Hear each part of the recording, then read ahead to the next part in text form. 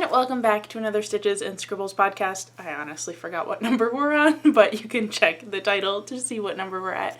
My name is Erin, and today we're going to talk about lots of craft projects and yarn and maybe some other stuff, we'll see. So this week I've got a couple of finished objects to show you, and I'll go ahead and start off with those. The first one is actually a video that should already be out at this point. If I did my math correctly, yes, it just came out today. I'm filming this on Wednesday, so this is the one that just came out. But it is my belt pouch that I made for myself for the Renaissance Fair, and you can see I actually looped my belt through it. This is just a tie braid belt that I purchased on Amazon, but I'm so excited about how this turned out. I think it's super cute, and it's going to be really functional for while I'm at Ren Fair all day to keep things like easily accessible and all of that. I also realized that if you wanted this to convert into a regular purse, all you would need to do is make a crochet strap the length that you'd want to go over your shoulder and just make sure that it's removable, and then you could loop that through the back as well. So like, because this belt is a tie belt, you could totally wear this as a regular purse too, which I think is super fun. So really excited to use that. You could also get really fancy with these and add extra pockets on the back or on the front. You could add extra compartments on the inside. I can say words today. But yeah, I hope that tutorial was helpful for you. I certainly had fun making it. I am really excited for Ren Fair. I haven't gone yet. The two dates that we're going are the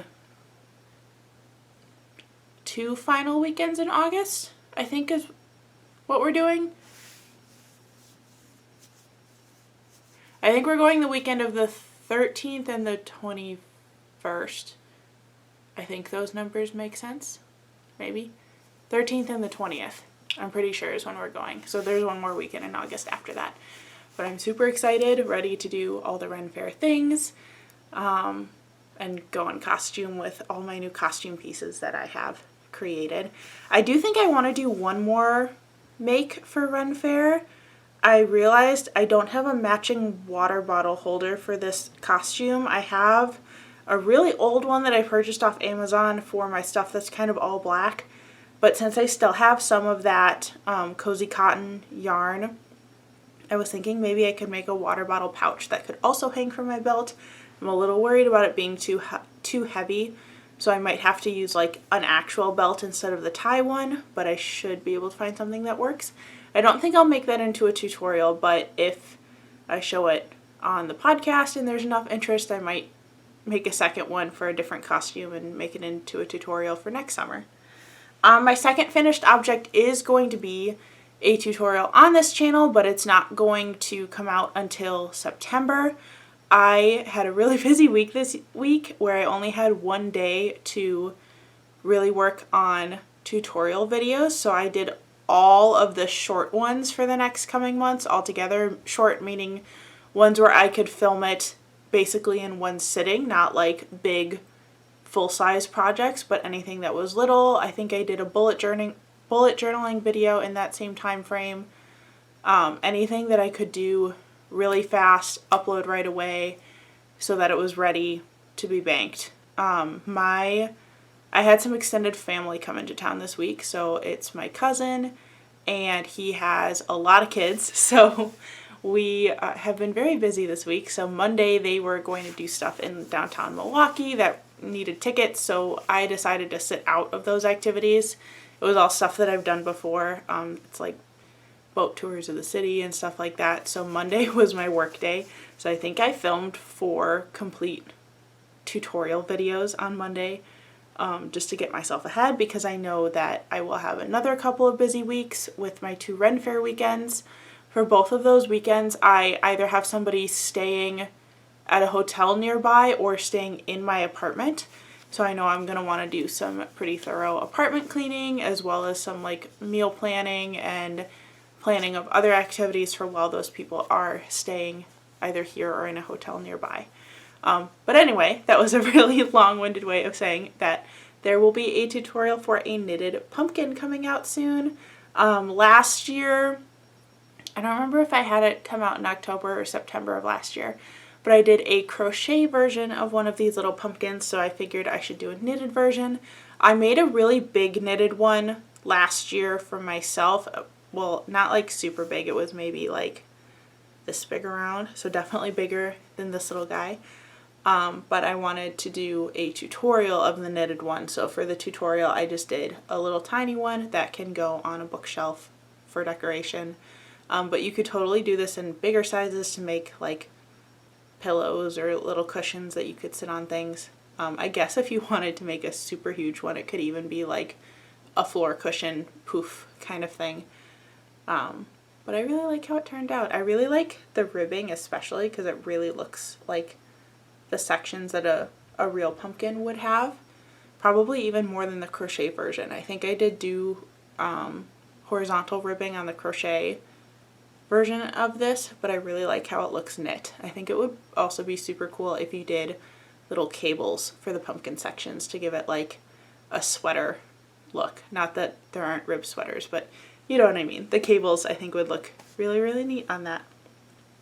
My last finished object is one that I didn't think I would finish this week, but with my cousins being over, they're actually staying at my parents' house. That would be too many people in my tiny apartment. But I ended up bringing crochet projects with me in the car for a couple of the excursions that we went on, just to have something to do, and then while some of the kids were napping, it was something quiet that I could work on at the house and still be part of what was going on. So I finished my wild oleander hooded scarf. It is in black. I'll go ahead and put it on to show you what it looks like. It has a triangle point that comes down in the front and a big oversized cowl neck that can then be pulled up into a hood for if it gets really cold or rainy out. And I really love how drapey this yarn is, and it's really comfortable and soft. This is the Lion brand, Feels Like Butter yarn, in the color black. It's a little too warm for this right now, so I'm going to pull it off. But last week on the podcast, this is where my stitch marker was. It's still on the pointed front section.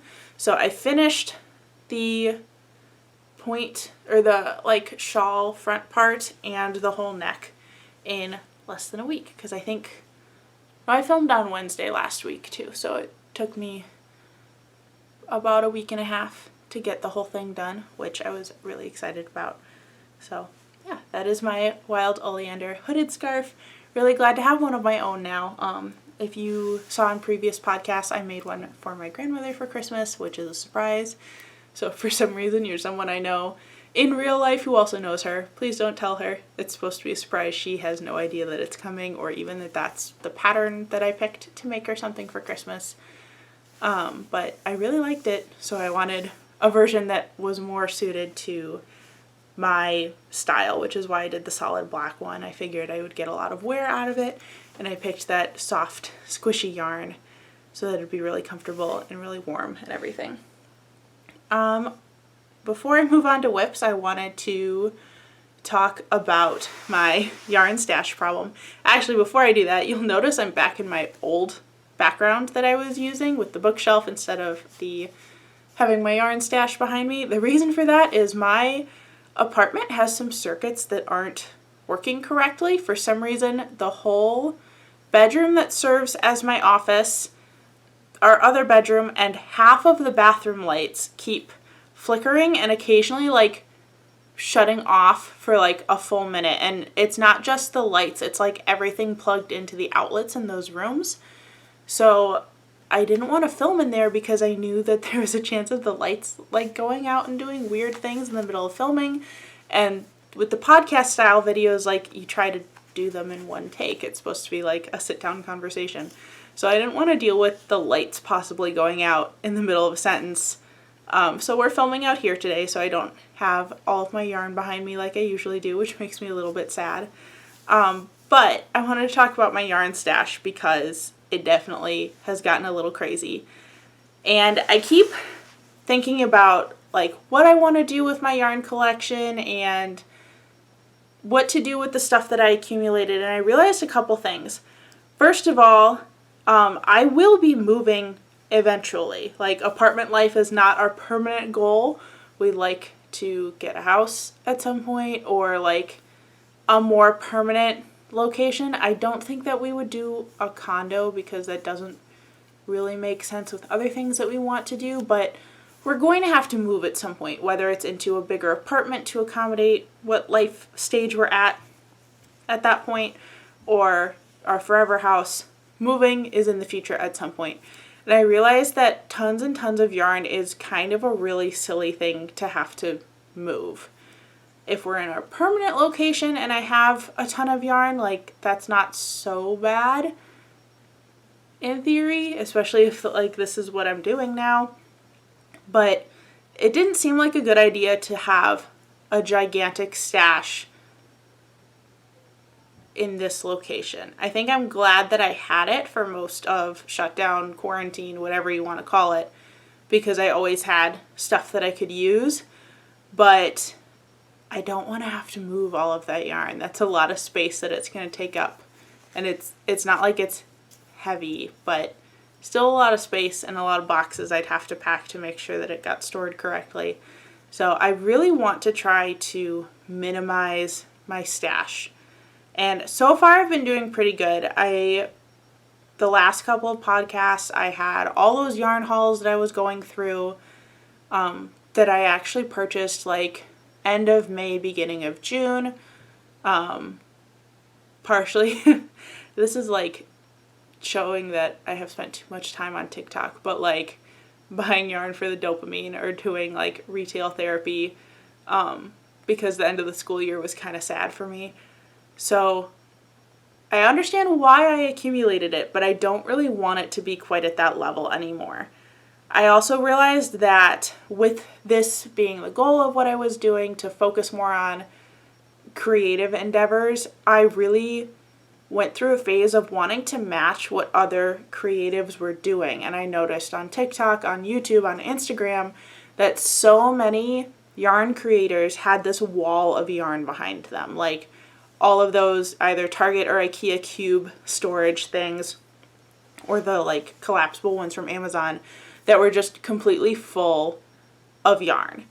And a certain part of me wanted to mimic that because I thought I had to match what other people were doing. And while it does look really cool to have all of that yarn behind me, it's not exactly the most functional thing.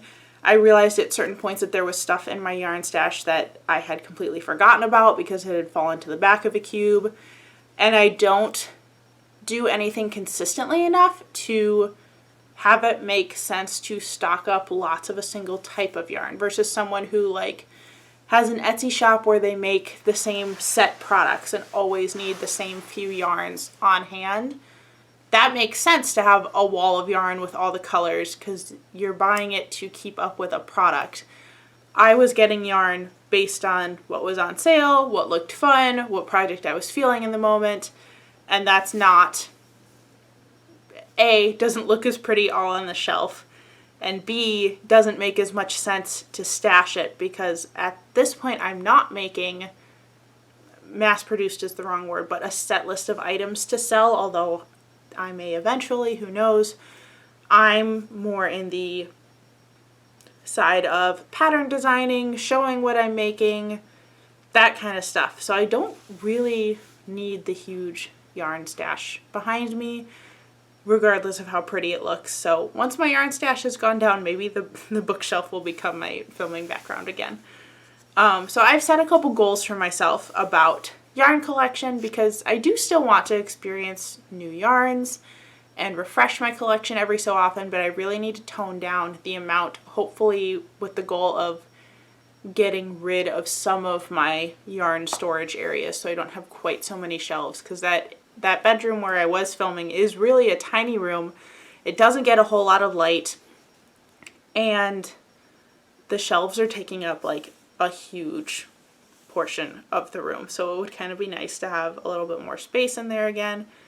So I'm setting some goals for myself. I know that I have a Halloween calendar box of yarn coming for October that I ordered in May. I think the second I saw it, I ordered it. So I know that that one is coming. I would like to do a December advent calendar for yarn because I've never done that before. I want to support more indie dyers since those are the types of yarns that I'm gravitating towards at the moment. So I set a goal to not buy any more yarn unless it was to finish a project I had already started from now until October.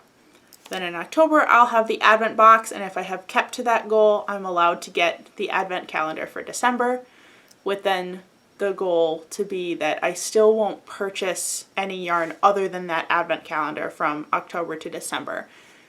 Then in January, I can reevaluate my stash, see what I still want, what is definitely not going to be used, and maybe purge some things, especially my scrap yarn collection. I did do some yarn purging this week, which was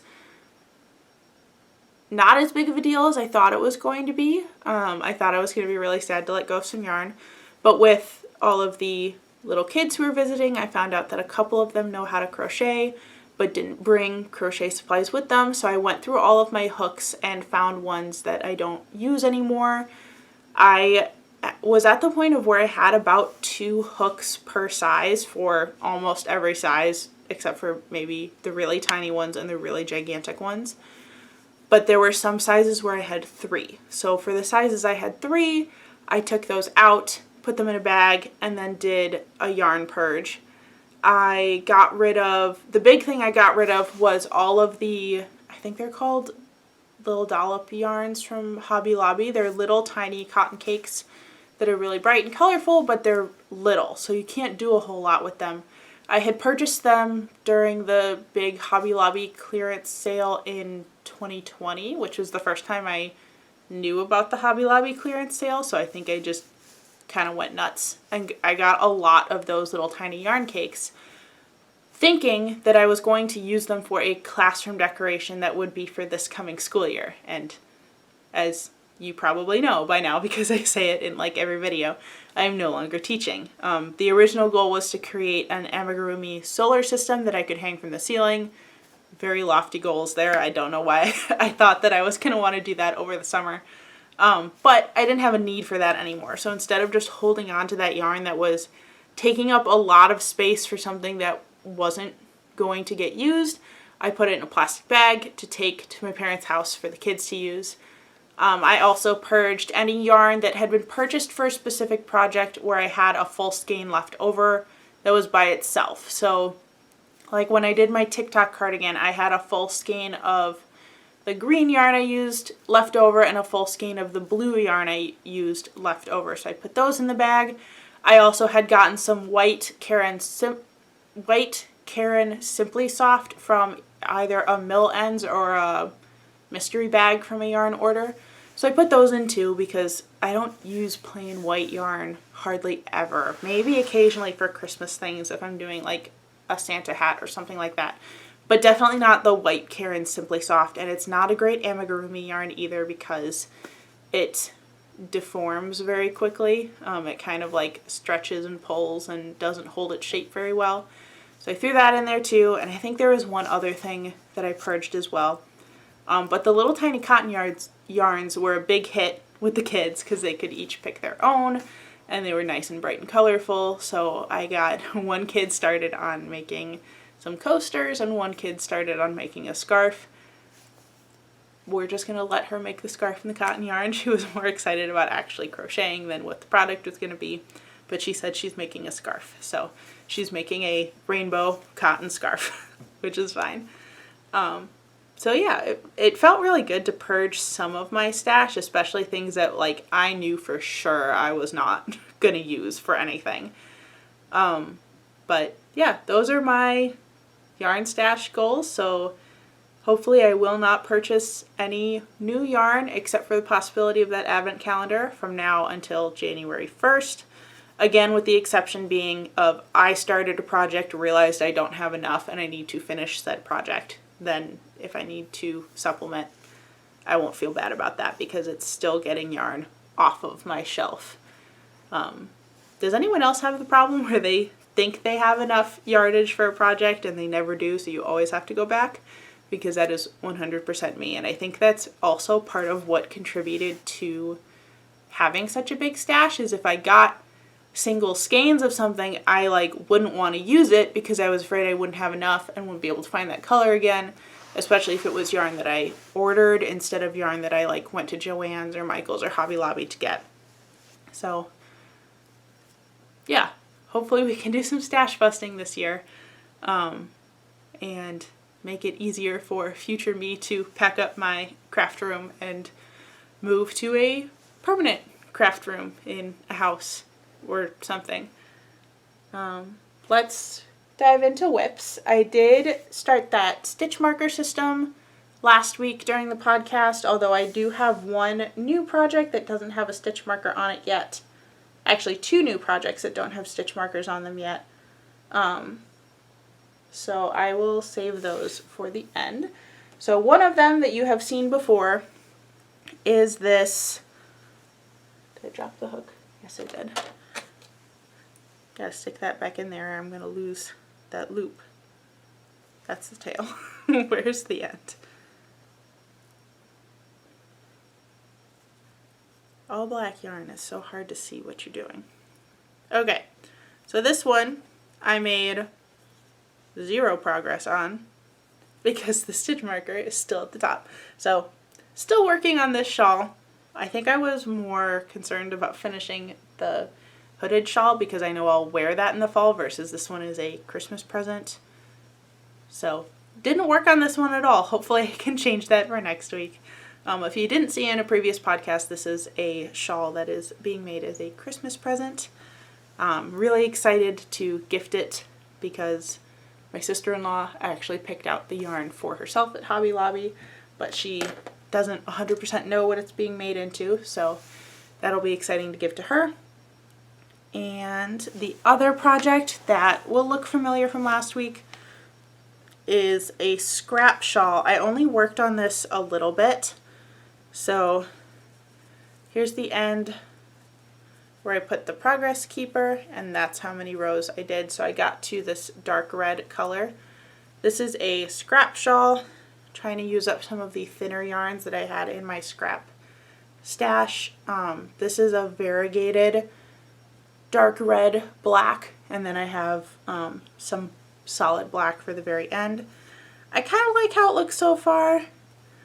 I think I shouldn't have used that like light pink orange color that I used kind of towards the beginning. This one right here, I think it might have looked better without it, but I'm not sure. Or if it had just been shades of red and I didn't do the like magenta at all.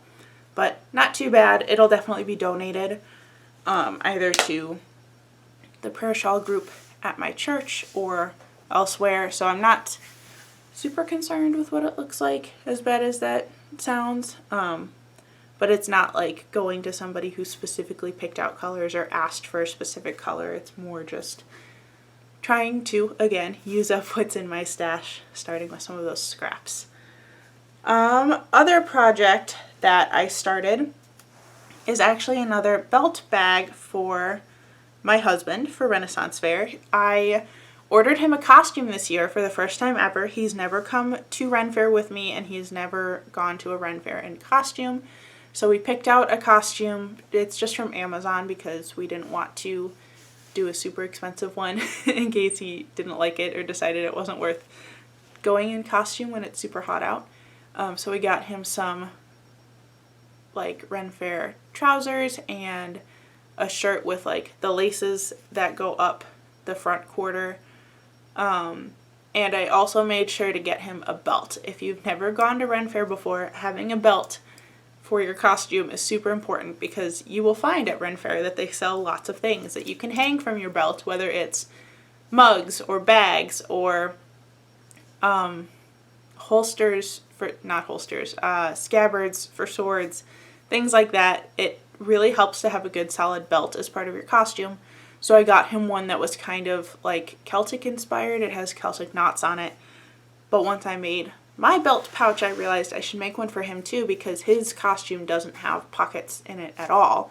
So I started making him a belt pouch. It's just in a solid gray.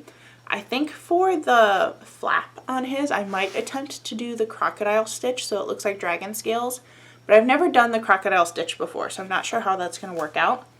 I am making this one in the Paint Box Simply Chunky yarn in, does it say the color name on here? I don't think it says the color name, but it is color number 305. I think I purchased it from Lovecrafts a while ago. It's left over from a sweater that I made where I just used gray for the trim, but it came in packs of 5, so I have a couple of these. Really like how it's going so far. I made his slightly bigger than mine because his phone is a lot bigger than mine and in a chunky case. Although since then he's gotten a new phone that's a little bit slimmer, so I guess that logic doesn't quite track, but that is the change since I started this. But other than maybe doing the crocodile stitch, it's pretty much identical to the one that I made. It's the single crochet base and half double crochet sides. So really looking forward to using that. I'm not even going to bother putting a stitch marker in that one because if it's not done next week, it will definitely be done by the week after that because that's when we're going. So it's a small enough project, I'm not going to bother putting a marker in there. The other piece I started was one that I brought again to my parents' house while my cousins were there because it was really kind of a low-key crochet project, not a lot of shaping to worry about, and this was after I finished the hooded scarf. But I started a rectangle prayer shawl. I'm just doing double crochets with some rows of double crochet chain one, skip one, so that it gets some lacy holes in it, although they're not super visible because I used a pretty big hook for this yarn.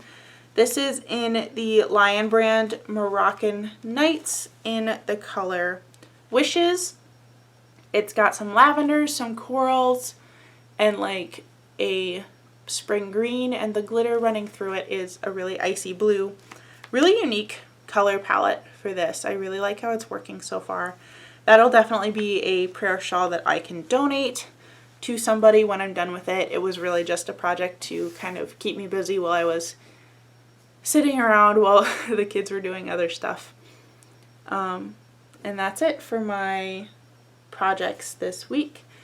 You can let me know in the comments below if you are also trying to purge your yarn stash. I know that I've seen a couple people online who are trying to. Or are you somebody who just likes collecting yarn and not worrying about if it's going to be used or not? Let me know what your yarn stash situation is in the comments. I think that's it. I don't have any other announcements that I can remember off the top of my head. So I'll see you next week with further updates. If you don't already, make sure that you check out my Instagram and my TikTok. I haven't been as great about posting on TikTok lately. I did show my face for the first time on TikTok with my Ren Fair corset top that I made, so that was exciting. And I think I'm going to do a TikTok for my hooded shawl as well, because I learned about that one through TikTok, so I feel like I should put it on there. Instagram, I usually post progress pictures, and I'm trying to get more regular about doing that as well. And if you liked this podcast episode, make sure to check out the other ones. I have them on a playlist on my channel so that you can watch them in order if you so choose. And make sure to like, comment, and subscribe if you like what you see. I'll see you in the next video. Bye everyone!